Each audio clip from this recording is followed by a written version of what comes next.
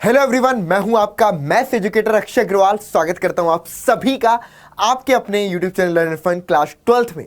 तो अब जैसे कि आप लोग 11th क्लास से 12th क्लास में आए हैं, अब बोर्ड्स का प्रेशर आप सभी के मन में आ ही रहा होगा। और जैसे ही बोर्ड्स की बात आती है तो सबसे पहली चीज हमारे दिमाग में आती है कि सर इस बार का लेटेस्ट सिलेबस क्या है, क्योंकि हर बार सीबीएसई एक अपना ऑफिशियल सर्कुलर निकालती है, करिकुलम निकालती है, जिसमें ये रहता है कि ये टॉपिक्स आपके डिलीटेड है, इनको आपको पढ़ना है या नहीं पढ़ना है, बोर्ड्स में उससे क्वेश्चन आएंगे या नहीं आएंगे, वो सारी चीजें उस करिकुलम से पता चल जाती हैं।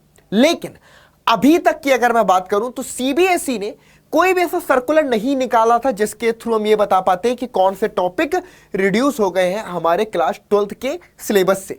लेकिन एक सिंपल सी बात है कि क्लास 12th में हम कौन सी बुक प्रेफर करते हैं, किस बुक को रिकमेंड किया जाता है, वो है आपकी क्लास 12th की एनसीईआरटी बुक।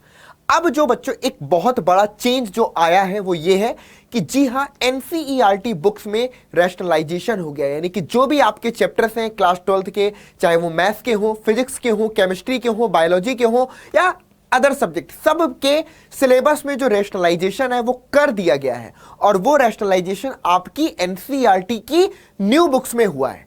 अब एक बार न्यू बुक से बहुत सारे बच्चों के मन में एक क्वेश्चन आता है, क्या सर बुक्स बदल गई हैं, कुछ नया कंटेंट आ गया है, कुछ नया कुछ पढ़ना पड़ेगा? तो सबसे पहले आपको कुछ भी नया नहीं पढ़ना है। जो आपकी ओल्ड बुक्स थी उनमें से ही कुछ टॉपिक को रिमूव किया गया है। इसका मतलब है कि सिलेबस हमारा यानी कि बुक और भी ज्यादा पतली हो गई है। यानी कि पहले जो बहुत सारा आपको कंटेंट पढ़ना पड़ता था, बोर्ड्स के लिए हमें कुछ कम कंटेंट पढ़ने की जरूरत पड़ेगी। तो वो सब कुछ बच्चों मैं आपको डिटेल में बताऊंगा। इसके बाद जो दूसरा आपके मन में क्वेश्चन है, ऑब्वियस सी बात है कि क्लास 12th में ही बच्चे अपना साथ ही साथ जेई और नीट की प्रिपरेशन भी कर रहे होते हैं, क्योंकि उनको 12th के बाद जेई और नीट का एग्जाम देना है, या फिर किसी बच्चे को एनडीए का पेपर देना होगा, सीयूईटी का पेपर देना होगा, मैनी अदर पेपर।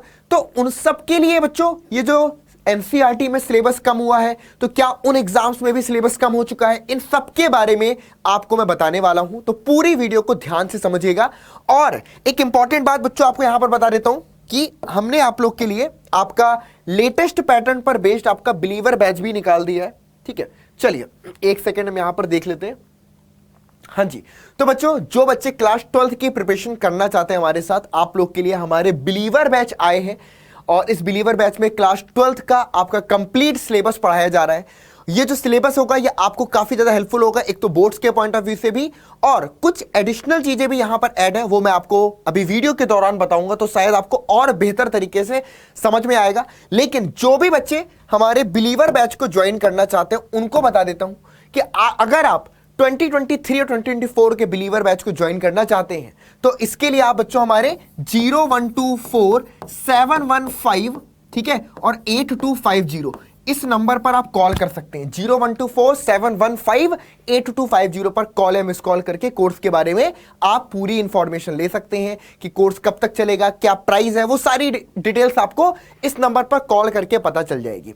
चलिए अब हम बच्चों बात करते हैं जो अपडेट हुआ है चेंजेस में बुक्स में, उस पर बात कर लेते हैं। ठीक है, चलिए तो सबसे पहले बच्चों आपको मालूम है कि हमारी एनसीईआरटी के जो बुक्स है क्लास 12th की वो दो पार्ट में डिवाइडेड है। एक है हमारा पार्ट 1 और दूसरा हमारा पार्ट 2 है।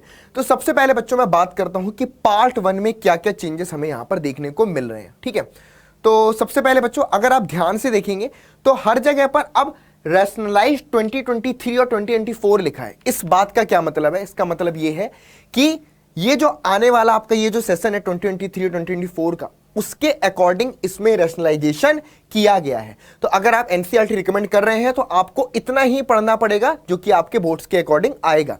चलिए अब ये रैशनलाइजेशन क्यों किया है इस पर भी यहां पर आपको गिवन है कि किस वजह से ये रैशनलाइजेशन किया, ये भी मैं आपको पढ़ के बता देता हूं बच्चों।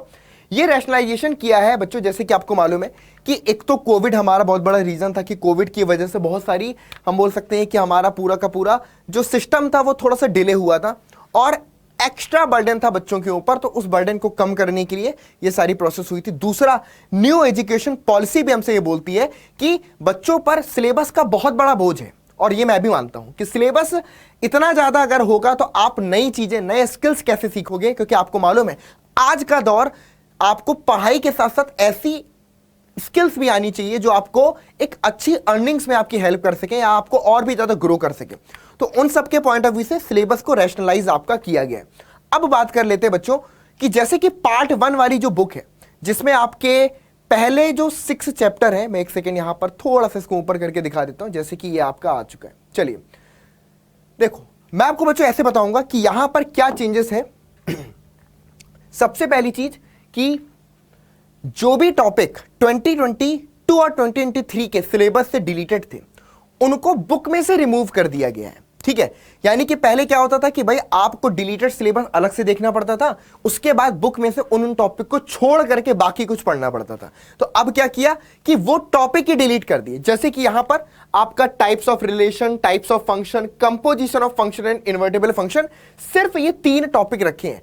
जो इसमें बाइनरी ऑपरेशन वाला टॉपिक था उसको रिमूव कर दिया। क्या? क्योंकि वो बहुत पहले ही क्लास 12 के सिलेबस से हट चुका था।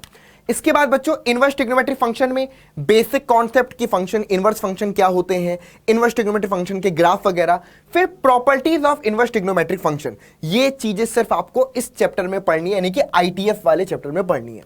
इसी तरीके से बच्चों अगर मैं मैट्रिसेस वाले चैप्टर की बात करूं तो यहां पर matrix, types of matrix, operation on matrix, transpose of matrix, symmetric and skew symmetric matrix और लास्ट में इन्वर्टिबल मैट्रिसेस, सिर्फ इतने ही टॉपिक आपको पढ़ने हैं। यानी कि जो कुछ आपकी बुक में है सिर्फ उतना करना है। अब उसमें से कुछ भी डिलीटेड नहीं है कि अब आप सोचो कि बुक में से ये टॉपिक रिमूव है, नहीं। अब जो लेटेस्ट आपकी बुक है जिसको आप जाकर के एनसीईआरटी की academic website NCERT e books अगर आप क्रोम पर सर्च करेंगे तो आपको पहला जो लिंक मिलेगा वहां से आपको जाकर के अपनी बुक्स आप देख सकते हैं। बाकी मार्केट में भी जल्द से जल्द अवेलेबल हो जाएंगे तो वहां से भी आप बुक परचेज कर सकते हैं। तो बच्चों ये हमारे मैट्रिसेस का टॉपिक हो गए। इसके बाद डिटरमिनेंट्स की अगर मैं बात करूं तो डिटरमिनेंट्स क्या होता है, area of triangle, minors and cofactors, adjoint and inverse of matrix, application of determinants, आपको पता होना चाहिए बच्चों। यहां पर आपका वो वाला टॉपिक रिमूव कर दिया गया जैसे कि properties of determinant. Properties of determinant अगर हम बात करें तो जेई के पॉइंट ऑफ व्यू से काफी इंपॉर्टेंट है, एनडीए के पॉइंट ऑफ व्यू से इंपॉर्टेंट है, सीयूईटी के पॉइंट ऑफ व्यू से इंपॉर्टेंट है, लेकिन बोर्ड्स के पॉइंट ऑफ व्यू से वो लास्ट ईयर डिलीटेड था तो इस बार उसको बुक में से ही हटा दिया गया है। तो कहीं पर भी आपको प्रॉपर्टीज ऑफ डिटरमिनेंट देखने को यहां पर नहीं मिलेगा। इसलिए बच्चों सिर्फ इतने ही टॉपिक आपको पढ़ने होंगे। नेक्स्ट में बच्चों अगर मैं बात करूं कॉन्टिन्यूटी एंड डिफरेंशियबिलिटी में, continuity, differentiability, exponential and logarithmic function, उसका differentiation, derivatives of function in parametric form, parametric differentiation हो गया, और सेकेंड ऑर्डर डेरिवेटिव। सिर्फ इतनी चीजें आपको कॉन्टिन्यूटी एंड डिफरेंशियबिलिटी से पढ़नी है। और उसके बाद बच्चों एप्लीकेशन ऑफ डेरिवेटिव में अगर मैं बात करूं तो जैसे कि रेट ऑफ चेंज, ये एप्लीकेशन करना है, इंक्रीजिंग एंड डिक्रीजिंग फंक्शन, ये वाला एप्लीकेशन पढ़ना है।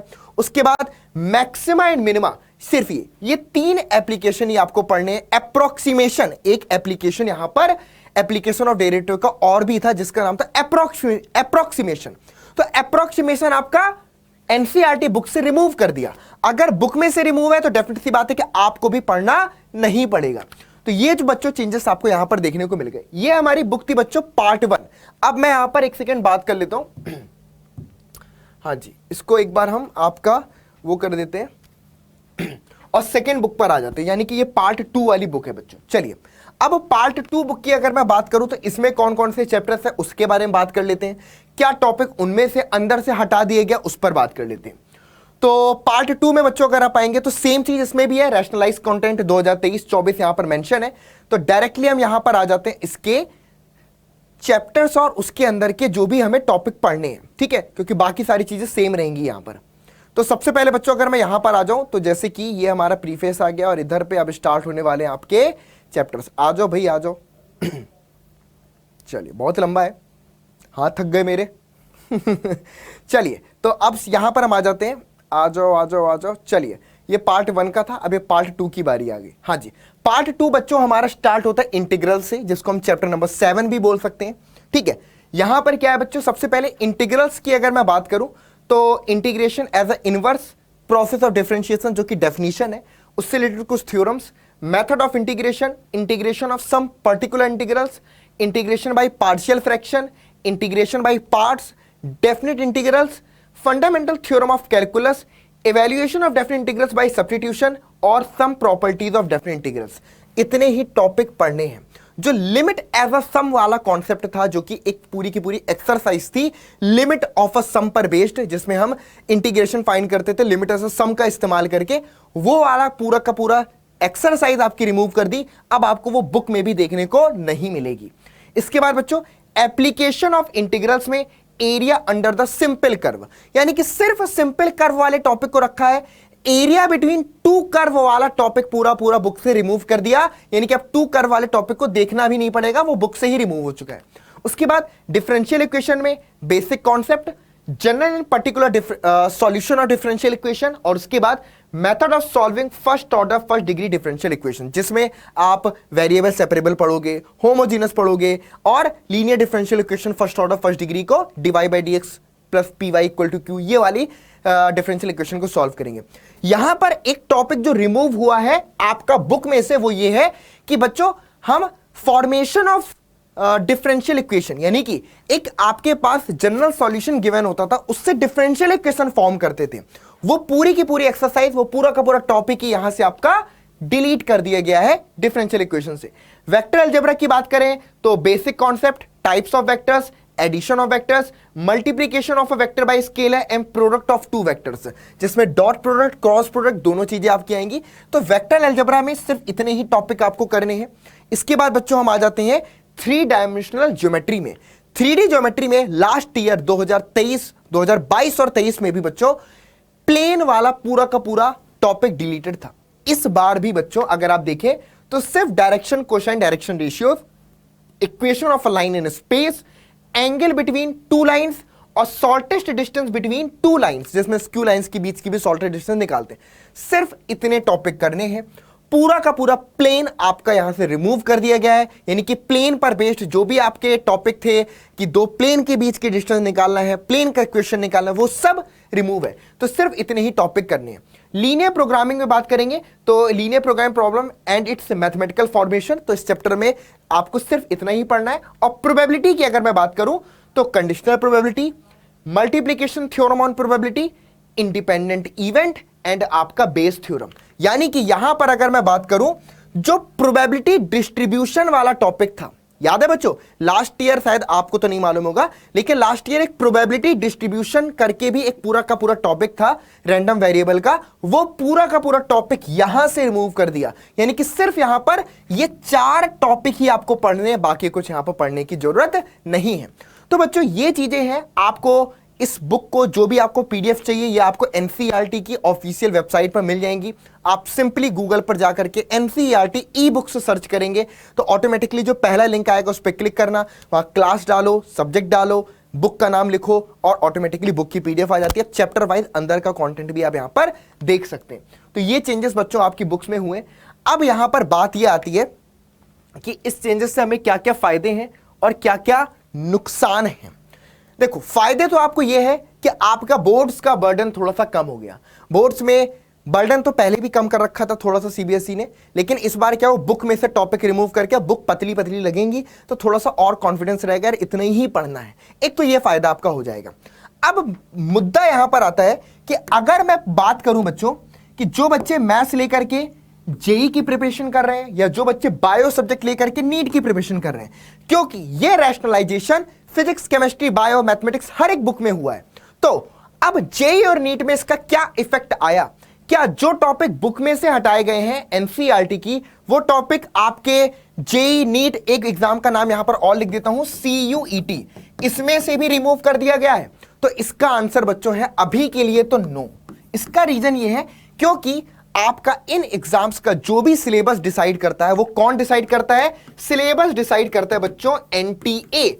और जब तक एनटीए अपनी कोई भी ऑफिशियल नोटिफिकेशन नहीं निकालता तब तक वो टॉपिक आपके पेपर में पूछे जाएंगे।